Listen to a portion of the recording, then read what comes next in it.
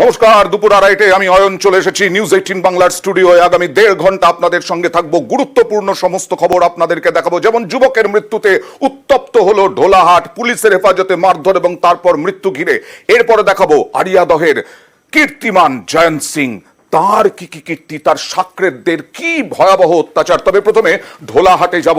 ঢোলাহাটে ইতিমধ্যেই পুলিশের হেফাজতে মারধর এবং তারপরে অসুস্থ হয়ে মৃত্যু, হাসপাতালে কলকাতার নার্সিংহোমে মৃত্যু হয়েছে এক যুবকের।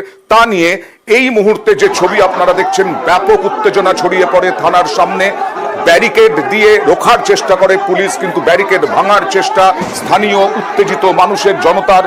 এবং পুলিশ হেফাজতে মারধর কেন হলো, কি বৃত্তান্ত, এই সব নিয়ে জানবো, কথা বলবো প্রতিনিধি আনিসুদ্দিনের সঙ্গে। আনিসুদ্দিন, প্রথমে ঘটনাটা জানতে চাইবো, প্রথমে কি ঘটনা ঘটেছে, যেহেতু নিউজ 18 বাংলায় আবার আমরা দেখাচ্ছি এই ঘটনা। প্রথমে নিউজ 18 বাংলার দর্শকদের জন্য জানার চেষ্টা করবো। তোমাকে জানিয়ে রাখবো, ঢোলাহাট থানা এলাকার যে ঘাটতলা এলাকা রয়েছে সেখানে বেশ কয়েকদিন আগে একটি চুরির ঘটনা ঘটে এবং এই চুরির ঘটনার পরই এলাকারই যে যার বাড়িতেই চুরি হয় তার ভাইপোকে গ্রেফতার করা হয়েছে এমনটাই অভিযোগ করা হয়। এবং যে যার বাড়িতে চুরি হয় তাকে জোর করে একেবারেই যে অভিযোগ দায়ের করা হয় তার ভাইপোর বিরুদ্ধে। এবং যখনই পুলিশ হেফাজতে ছিল যে অডিওটা খুব একটা ভালো আসছে না। আনিস, তুমি একটু অডিওটা চেক করার চেষ্টা করো। আমি আবার তোমার কাছে যাব, কারণ নতুন করে উত্তেজনার খবর পাওয়া যাচ্ছে। গতকাল নার্সিংহোমে মৃত্যু হয়েছে, কলকাতার নার্সিংহোমে ওই যুবকের মৃত্যুতে তারপরে উত্তপ্ত হলো ঢোলাহাট এবং আবার নতুন করে উত্তেজনা। ইতিমধ্যেই বিভাগীয় তদন্তের নির্দেশ দেওয়া হয়েছে, তারপরেও থানার সামনে মৃতের পরিবারের বিক্ষোভ এখনো অব্যাহত। আরো একবার চলে যাওয়ার চেষ্টা করব প্রতিনিধি আনিসুদ্দিনের কাছে। আনিসুদ্দিন, নতুন করে উত্তেজনা কেন?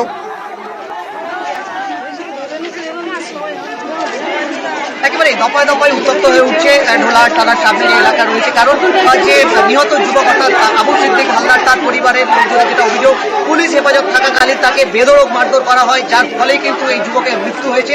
এবং দোষীদের শাস্তির দাবি জানিয়ে তারা সকাল থেকেই যে জুমাইনস্কর রোড রয়েছে সেই রোডের উপরেই তারা ধর্ণা অবস্থান বিক্ষোভ দেখে এবং দফা দফায় উত্তপ্ত হয়ে উঠছে। এবং আমি দেখানোর চেষ্টা করবো, ঠিক আমার পেছনে মহিলারা, গ্রামের মহিলারা এবং যে নিহতের পরিবারের লোকজন, তারা কিন্তু একেবারেই ঢোলাহাট যে থানা রয়েছে সেই থানার সামনে তারা অবস্থান বিক্ষোভ করছে। তাদের একটাই দাবি যে তাদের যে ছেলে অর্থাৎ আবু সিদ্দিক হালদারের যে মৃত্যুর পেছনে যাদের হাত রয়েছে, কারণ আবু সিদ্দিক হালদার এলাকায় ভালো ছেলে বলে পরিচিত এবং তিনি সোনার দোকানদার রয়েছে বলে এমনটাই কিন্তু দাবি করা হচ্ছে। এবং যে সে চুরি করতে পারে না বিভাগীয় তদন্তের নির্দেশ দেওয়া হয়েছে। আনিসুদ্দিন, ওখানে যারা আছেন মহিলা পুরুষ নির্বিশেষে, তারা কি চাইছেন এই মুহূর্তে জানা যাবে, কথা বলা যাবে?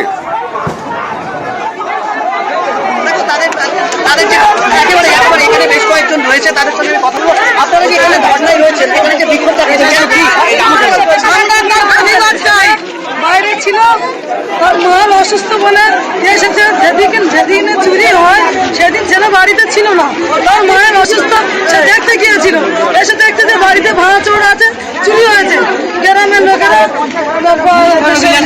চুরি করেছে, ওই চাচার ঘরে ভাইপো চুরি করেছে। আপনারা কি চাইছেন এখন এখানে? আরো বেশ কয়েকজন রয়েছে।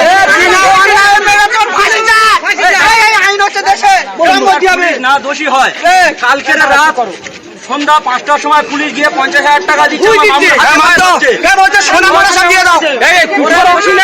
না হলে কি জন্য টাকা দিতে গিয়েছে, সেই এখান থেকে ছুটেছে গায়ের জেলা পুলিশের সাথে কি আপনাদের কোনো কথা হয়েছে?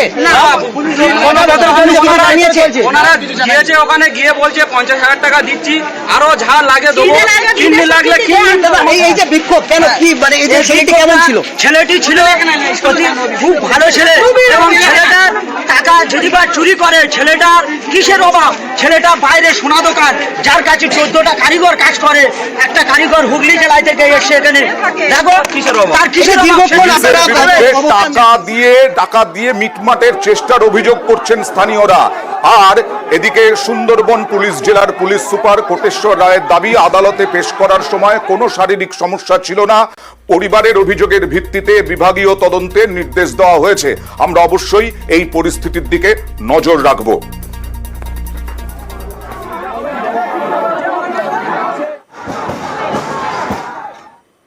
সরকারি জমি দখল আমরা এর আগেও দেখিয়েছি, আবারও দেখাবো। এবার পটাশপুরে সরকারি জমি দখল, একেবারে ক্লাবের বিরুদ্ধে, স্থানীয় ক্লাবের বিরুদ্ধে অভিযোগ পটাশপুরে জমি দখলের।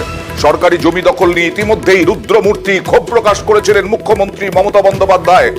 জমি দখল করে বাঁশের খুঁটি পুঁতে দিয়েছে দেখুন স্থানীয় এক ক্লাবের বিরুদ্ধে, ক্লাবকে নোটিশ দিয়েছে ভূমি দপ্তর।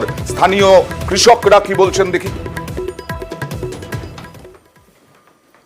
আমি 1974 সাল থেকে জায়গাটা কিনেছি, দলিলও আমার আছে।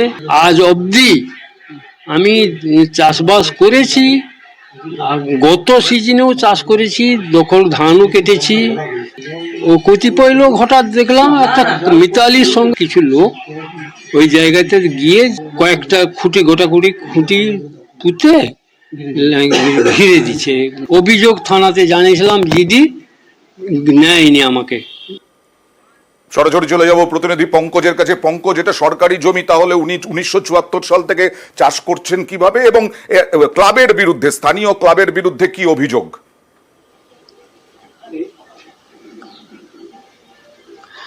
দেখো তোমাকে জানিয়ে রাখি যে বড়হাট গ্রাম পঞ্চায়েতের এই মৈশালী গ্রাম, যেখানে এই দীপক দাস তিনি 1974 সাল থেকে এই জমি নাকি একজন জমিদারের কাছ থেকে কিনে চাষ করছে। সেক্ষেত্রে তিনি জানেন না এই যে জমি তার সরকারি খাতে, যেখানে সরকারি নামে উঠে গেছে, সেখানে 1 নম্বর খতিয়ানে সরকারি দেখে, সে জানেন না। সেক্ষেত্রে কি হয়েছে, স্থানীয় ক্লাব রয়েছে মিতালি সংঘ নামে ক্লাব, তাদের সদস্যরা নাকি তাদের জমিনে লাল খুঁটি, বাঁশের খুঁটি ব্যারিকেড দিয়ে জবরদখল করে লাল ফিতা বেঁধে রেখেছে, এমনটাই কিন্তু অভিযোগ করছে এই দীপক দাস। সেক্ষেত্রে দীপক দাসের এই অভিযোগ ভিত্তিক কিন্তু যেখানে বেলারো অফিস, সেখানে বেলারো অফিসের যেখানে বেলারো রয়েছে, সেখানে তারা ভূমি রাজস্ব যেখানে তদন্ত করে দেখে যে ওই জায়গা কিন্তু সরকারি জায়গা। সেক্ষেত্রে তদন্ত করেছেন এবং সেই যেখানে যে ক্লাব কর্তৃপক্ষ যে ব্যারিকেড দিয়ে রেখেছে, সেটা তাদের ক্লাব কর্তৃপক্ষকে নোটিশ জারি করেছে। ওকে পঙ্কজ, আসবো তোমার কাছে। আগে দেখি যে বিএলআরও তদন্ত করে দেখেন ওই জায়গা 0 খতিয়ানে চলে গেছে, অর্থাৎ সরকারি জমি। কি করে সরকারি জমি হয়ে গেল, বা সরকারি জমি দখল করবে তা না করে সরকার জায়গা দখল না করে কিভাবে ক্লাব দখল করলে, এই প্রশ্ন নিয়ে যাব তোমার কাছে। তবে প্রথমে বিএলআরও কি বলছেন দেখা যাক। হ্যাঁ, ওই বিষয়টা আমরা শুনেছি। ওটা সরকারি জমি, কালেক্টরের খতিয়ানে রয়েছে, 1 নম্বর খতিয়ানে। আমাদের রেভিনিউ ইন্সপেক্টর ওখানে গেছিলেন ভিজিটে, উনি ব্যাপারটা সত্যতা যাচাই করেছেন। এবারে ওই ক্লাবকে আমরা নোটিশ করেছি যাতে সরকারি জায়গায় ইমিডিয়েটলি এটা খালি করে দেয়, এবং ওনাদেরকে উপস্থিত হতে বলা হয়েছে আমার অফিসে। এটি সরকারি জায়গা, ক্লাব বা যে কোনো ব্যক্তি বা ক্লাব কেউ কোনো প্রতিষ্ঠানই ঘিরে রাখতে পারে না, ওটা একবারে কালেক্টরের জমি। ক্লাব নিয়ে নিয়েছে জমিটা একেবারে। পঙ্কজ, যে প্রশ্নটা করছিলাম, সরকারি জায়গা সরকার না দখল করে ক্লাব কিভাবে দখল করলো, শাসক দলের সঙ্গে কোন রকম যোগ আছে কিনা এই সমস্ত ক্লাবের সদস্যদের?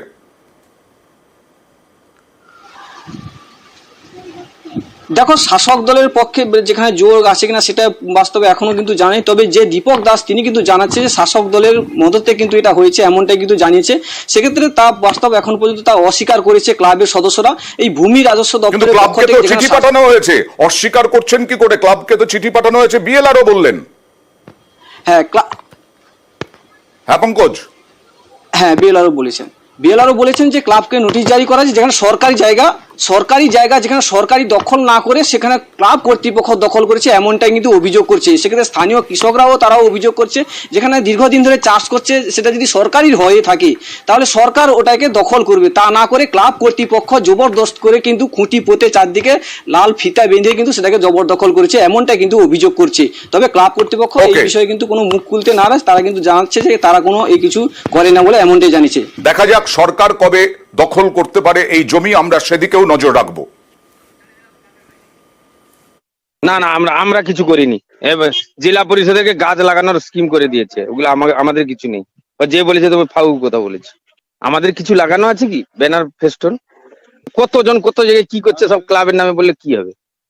ক্লাবের কে ছিল কি আমি তো জানি না। কে বলেছে আপনাকে? ক্লাবের নাম বললে কি আমি ক্লাবের কে গিয়েছে না গিয়েছে আমি কি করে জানবো? আমার কাজ নেই ও সব করতে যাবো। আমার তো একদম অভাব পড়েছে না।